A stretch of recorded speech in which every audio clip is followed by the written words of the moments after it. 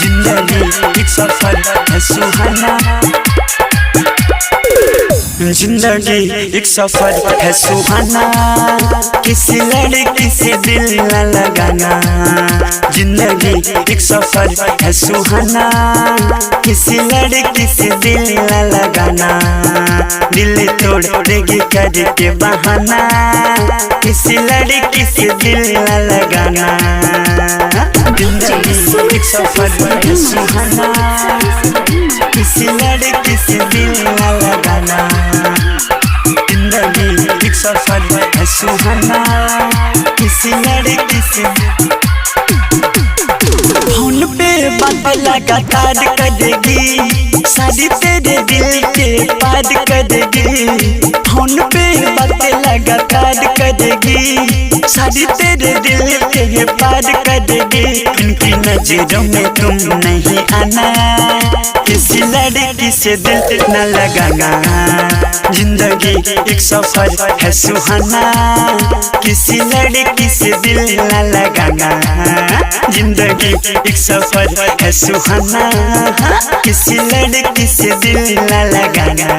जिंदगी एक सफर है सुहाना, किसी लड़की से दिल न लगाना। जिंदगी एक सफर है सुहाना, किसी लड़की से।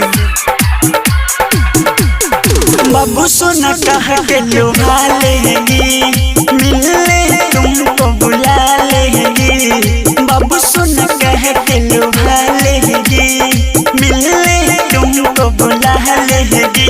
फिर कहेगी शादी है आ जाना, किसी लड़की से दिल न लगाना। जिंदगी एक सफर है सुहाना, किसी लड़की से दिल न लगाना। जिंदगी एक सफर है सुहाना, किसी लड़की से दिल न लगाना। जिंदगी एक सफर है सुहाना, किसी लड़की से दिल न लगाना। जिंदगी एक सफर है सुहाना, किसी लड़की से। रवि झांझी धोखा खा गए हैं, पहले ही वो पछता गए हैं। रवि झांझी धोखा खा गए हैं, पहले ही वो पछता गए हैं। उनके कहने में तुम भी न आना, जिंदगी एक सफर है सुहाना, किसी लड़की से दिल न लगाना। जिंदगी एक सफर है सुहाना, किसी लड़की से दिल न लगाना। जिंदगी एक सफर है सुहाना, किसी लड़की से दिल न लगाना। दिल तोड़ेगी करके बहाना, किसी लड़की से दिल न लगाना।